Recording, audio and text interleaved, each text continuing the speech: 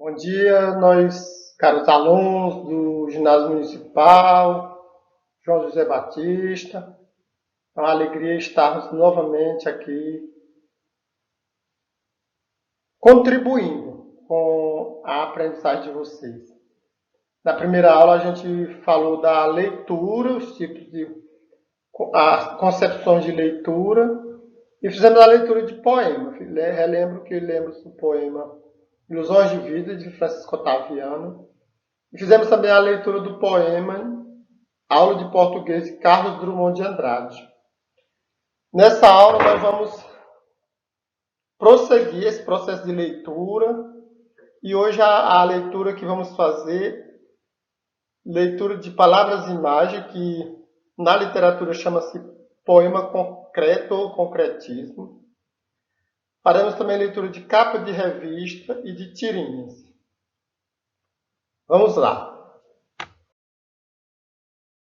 O primeiro poema concreto que eu selecionei para a gente fazer a leitura foi esse intitulado Deus. Vale lembrar que a poesia concreta nós não fazemos uma leitura linear, como a gente faz a leitura de uma crônica, a leitura de um conto ou de outro tipo de texto. A poesia concreta ela chama a atenção mais para a forma gráfica da palavra e a disposição visual das palavras no papel, ou seja, no texto. Ela, de uma certa forma, despreza a sintaxe, ou seja, não tem uma organização sintática como a gente tem costume de ver, sujeito, predicado e complementos, enfim. A poesia concreta chama a atenção principalmente para a disposição gráfica das palavras e também para o aspecto sonoro das palavras. E aí nós podemos iniciar essa leitura deste poema concreto. Deus, divino Criador de todas as coisas, eterno, infinito, onipotente, benevolente, único, onisciente, onipresente, suprema essência, sapiência, enfim. Aí, nesse pequeno poema, as palavras foram se organizando, o autor organizou as palavras de forma que todas essas características fossem formando a palavra Deus. É assim, algo bem criativo mesmo. E é uma das características da poesia concreta, é justamente esta. Dando continuidade à leitura do poema concreto, esse poema, como eu acabei de dizer, é um poema que forma a palavra Deus a partir das características que representa o nosso Criador. E o autor desse poema foi muito feliz na construção deste poema concreto. O segundo poema concreto que eu selecionei é esse. Vocês podem observar, a forma dele não é uma forma normal, ou seja, também, assim como o poema anterior, tem uma forma assim, bem diferenciada de dispor as palavras sobre o papel. E ele não tem título também. Assim como o anterior não tinha título, ele também não tem título. Eu intitulo sempre o infinito. Você vê aí um 8, é como se fosse um 8 deitado, aí é o símbolo do infinito. Na nossa cultura cristã, isso simboliza a eternidade, a divindade, a evolução, o amor, enfim, o equilíbrio entre o físico e o espiritual. Na Igreja Católica também representa até também o Criador, Deus. E a leitura, como eu tinha dito, já falei, a leitura dos poemas concretos, ela não acontece de forma linear. E esse aqui, como é o símbolo do infinito, você não para de ler. Podemos iniciar. O infinito dos seus olhos me faz encontrar o infinito. Os seus olhos me fazem encontrar. Podemos iniciar a leitura, formar a frase assim: o infinito dos seus olhos me fazem encontrar. Mas podemos também iniciar a leitura assim: seus olhos me fazem encontrar o infinito. Mas podemos iniciar em outros lugares essa leitura. Encontrar o infinito dos seus olhos me faz. Eu costumo iniciar a leitura a partir do artigo. O infinito dos seus olhos me fazem encontrar. Ou então a partir do pronome. Pronome possessivo. Seus olhos me fazem encontrar o infinito. Enfim, a leitura deste poema, o processo de leitura, ou seja, de decodificação do signo linguístico, quem faz a forma é cada leitor. É cada pessoa que tem o contato com esse texto. E esse é um grande exemplo de palavras, imagens, como nós temos no nosso conteúdo programado para este mês. Outro poema concreto que eu selecionei foi esse, Efeito Bumerangue. Bumerangue é um tipo de efeito, ou seja, o efeito bumerangue faz analogia àquele objeto que a gente arremessa no ar para atingir alguma coisa e esse objeto voltar às nossas mãos. É tipo uma armazinha, uma arma. Ele, desde a antiguidade, esse objeto tem uso pelos humanos. E aí o poeta criou esse poema concreto a partir desse conhecimento de mundo sobre o objeto que se fazia para lançar no ar, para atingir alguma coisa e voltar às nossas mãos. Em desenhos animados a gente vê o uso desse objeto. E aí a leitura, como se diz, a leitura aí não é mais a critério do leitor. Podemos iniciar a leitura mesmo sempre de um mesmo ponto, da palavra ação. Ação e reação, karma, ou lei do retorno. Chama como quiser, mas é inevitável. Um dia volta.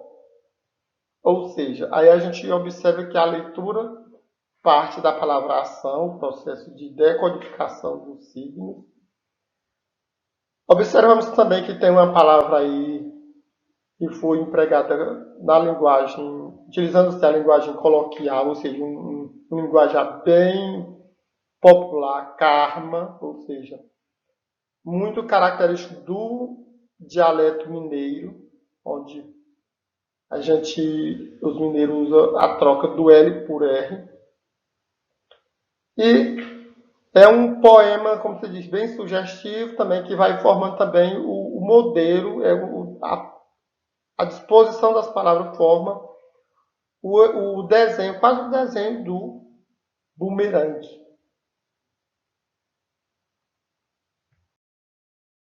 Depois a gente passa a leitura de capa de revista. E aí eu escolhi duas capas de duas revistas diferentes, mas de grande circulação nacional. A revista Veja e a revista Época. E a da revista Veja a gente observa o quê? Que é fazer a leitura, a gente observar as imagens, as palavras e extrair significado desses signos, seja linguístico ou não. Aí a gente observa o quê? Um foguete formado a partir das notas de dólar, ou seja, e o signo linguístico, a frase linguística diz, o dólar nas alturas. Ou seja, o dólar está subindo. Não é que o dólar está subindo para o ar, para a atmosfera.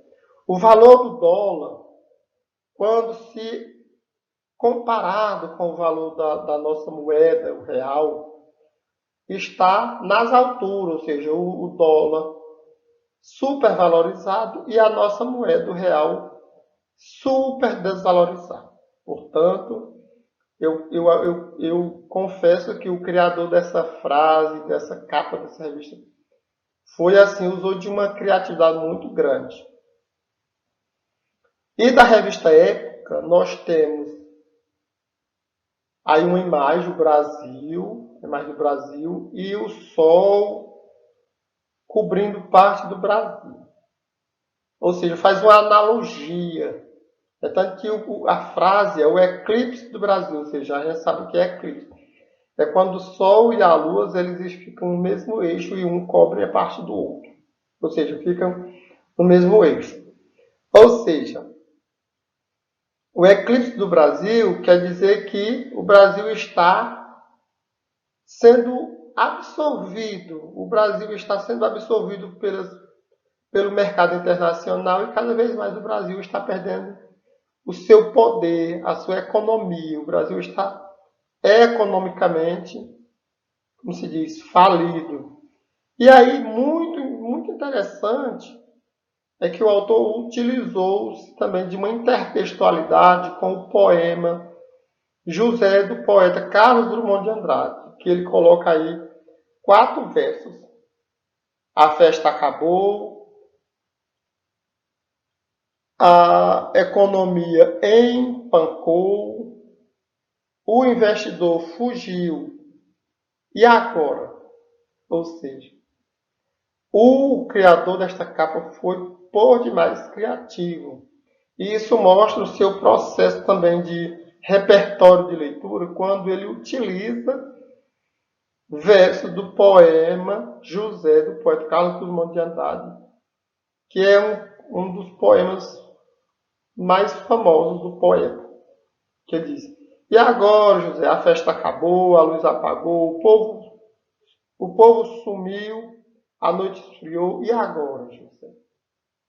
Assim também foi o criador desta capa, utilizou versos, criou 4 versos, fazendo uma analogia, uma intertextualidade, uma referência de leitura ao poema de Drummond.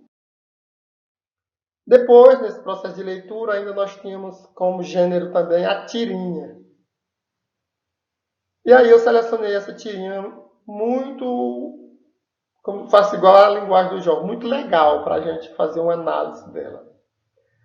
Nós temos rede social, e aí é assim a palavra aí, rede social, e do outro a expressão, né? A foto de uma família toda deitada em uma rede, e o pai da família, o patriarca, dizendo rede social aqui em casa é outra coisa. Ou seja, a gente observa que nessa tirinha a expressão rede social foi utilizada com 2 sentidos, ou seja, com sentidos diferenciados. Rede social no mundo moderno, das pessoas que têm mais condição social também, é essas mídias de comunicação. E rede social na casa dessa família pobre é o quê? É um objeto de descanso que abrigou toda a sua família. Veja que aí tem aí patriarca, a matriarca e toda a sua prole. Muitos meninos de todos os tamanhos. Eu selecionei também essa tirinha também, que eu achei muito interessante. Aí tem o pai ajeitando aí um brinquedo da criança. Só falta encaixar esse parafuso. Filho, vai buscar a porca. Aí no outro quadrinho, o menino vai lá fora, está lá fora e diz: vamos, Rosinha. É só por um instante, ou seja, se observa nessa tirinha que a palavra porca foi utilizada com 2 acepções semânticas. Ou seja, a polissemia está presente aí. No primeiro, porca foi empregado no sentido de engrenagem, parte de uma engrenagem mecânica. E no sentido, porca foi utilizado como feminino do porco, ou seja, animal, mamífero, quadrúpede.